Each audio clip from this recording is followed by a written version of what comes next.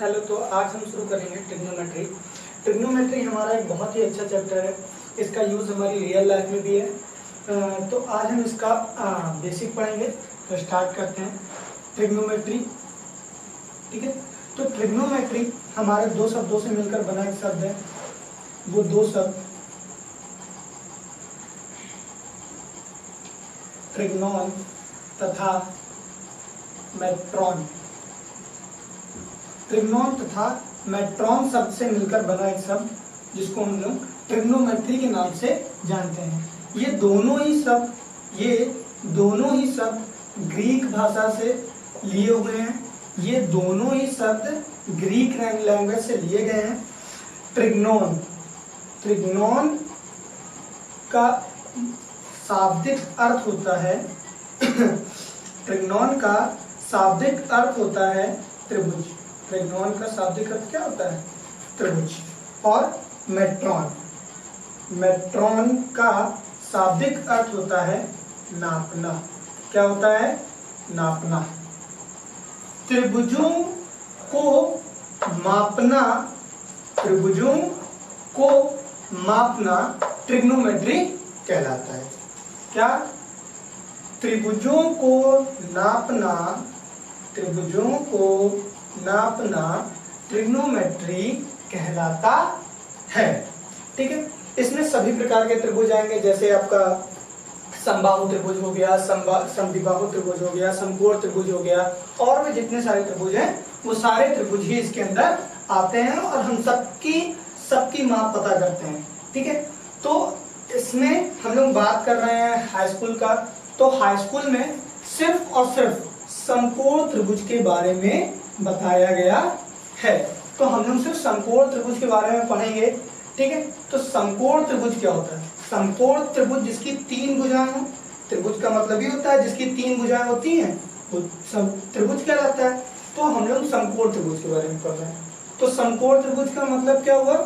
समकोण त्रिभुज जिसमें 90 का एंगल बनता है। ठीक, इसको कोई नाम दे देते हैं ए, बी और सी। ठीक है, तो ये क्या बन गया हमारा? समकोण त्रिभुज ए बी सी। समकोण त्रिभुज ए बी सी। अब इन भुजाओं के कुछ नाम भी तो होंगे। तो वो नाम भी हम बता देते हैं। नाम क्या होंगे? ये होगी कर्ण भुजा, ये होगी लंब भुजा और ये होगी आधार भुजा। ठीक है, लेकिन सर आपने तो बता दिया कि ये कर्ण है, ये लंब है, ये आधार है। हम कैसे पता करें? तो आप कैसे पता करोगे? जो सबसे बड़ी भुजा होती है। क्या? जो सबसे बड़ी भुजा होती है वो कहलाती है कर्ण। समझ गए? जो सबसे बड़ी भुजा होती है वो कहलाती है कर्ण। और तीटा के सामने की भुजा, तीटा कोण के सामने वाली भुजा लंब कहलाती है। और जो शेष बचती है वो आपकी होती है आधार। देखिए, जरूरी नहीं है कि तीटा यहाँ पर हो, यहाँ पर भी होगा। अगर यहाँ पे होगा तो ये लंब हो जाएगी। ठीक है, समझ रहे हैं ना? यहाँ पे अगर तीटा होगा तो ये हो जाएगी लंब। अब बात करें अगर एनसीईआरटी बुक की, तो एनसीईआरटी बुक में आपको इन भुजाओं के कुछ अलग अलग नाम भी दिए हुए हैं। ठीक है, तो वो नाम भी जान लेते हैं। ये लंब भुजा है, हमारे हिसाब से क्या है? ये लंब भुजा। लेकिन अगर एनसीईआरटी के हिसाब से देखें तो इसको सम्मुख भुजा, क्या? सम्मुख भुजा भी कहा गया है। क्या कहा गया है? सम्मुख भुजा। ठीक है, और इसको कहा गया है क्या? इसको कहा गया है संलग्न भुजा। क्या? संलग्न भुजा। इसका एक नाम और होता है, वो क्या होता है? आसन्न भुजा। आसन्न भुजा। क्या नाम होता है? आसन्न भुजा। ठीक है, बात हो गई इतनी। अब इसके कुछ फार्मूले भी होते हैं। ठीक है, जिससे हम साइन कॉस टेन इन सब के मान निकालते हैं। ठीक है, तो आइए वो फार्मूले पढ़ लेते हैं।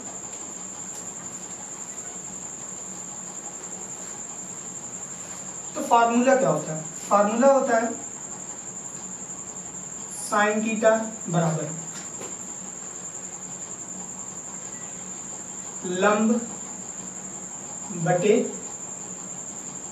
कर्ण। ठीक है, एक होता है कॉस थीटा बराबर आधार बटा कर्ण, एक होता है टेन थीटा बराबर लंब बटा आधार,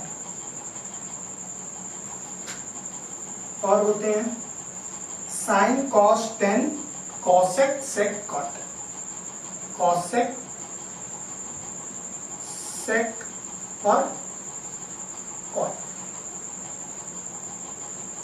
इसी का अपोजिट, साइन का अपोजिट क्या होता है? कर्ण बटा लंब, इसका अपोजिट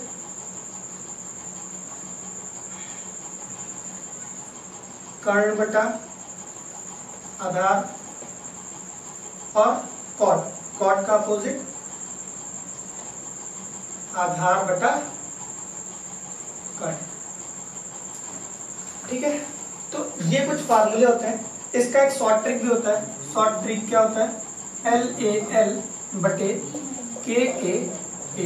ये सीरीज आप लोग याद रखिएगा, sine cos tan cosec sec cot. कई जगह पे आपको बेनिफिट करेगा, कई फार्मूलों में आपको बेनिफिट करेगा ये सीरीज, अगर लाइन से याद है तो। ठीक है, तो हम लोग लिखते हैं sine theta cos theta tan theta cosec theta sec theta और कॉट थीटा। ठीक है, तो साइन बराबर क्या हो रहा है? देखो, साइन हो रहा है लंब अपॉन कर्ण के। देखो, लंब अपॉन कर्ण, L मतलब लंब, A मतलब आधार और K मतलब कर्ण। ठीक, अगला देखें कॉस, कॉस है आधार बटे कर्ण, cos A upon K, A मतलब आधार, K मतलब कर्ण, A आधार कर्ण। ठीक, टेन, टेन हुआ लंब बटे आधार, देखिए लंब बटे आधार, कॉस कॉसेक कर्ण बटे लंब, कर्ण बटे लंब, सेक कर्ण बटे आधार, कर्ण बटे आधार, कॉट, कॉट आधार बटे कर्ण, आधार बटे सॉरी आधार, आधार बटे लंब, आधार बटे लंब। ठीक है, तो ये आपके कुछ फार्मूले हुए, और भी कुछ फार्मूले होते हैं। ठीक है, इसको नोट डाउन कर लीजिएगा।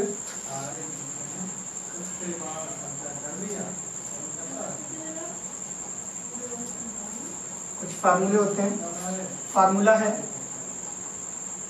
साइन थीटा बराबर होता है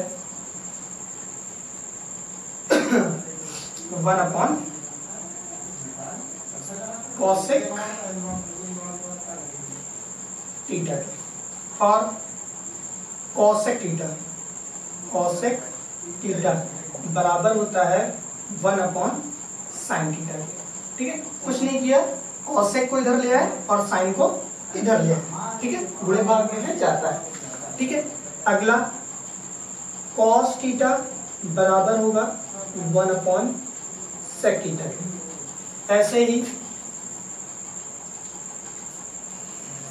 सेक थीटा बराबर होगा 1 अपॉन कॉस थीटा के। समझिए, इसको इधर किया, इसको इधर किया। ठीक है, अब टेन थीटा बराबर होता है 1 अपॉन कॉट थीटा के, और कॉट थीटा बराबर होता है 1 अपॉन टेन थीटा के। ठीक है, दो फार्मूले और होते हैं, इन्हीं दो के बस।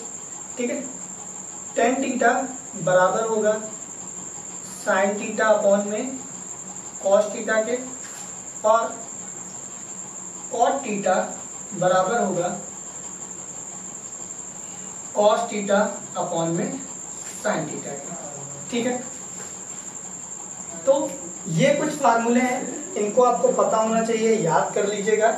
इसके बाद में आपका सारा बेसिक यही है और एक्सरसाइज 8.1 में इन्हीं फार्मूलों का यूज है।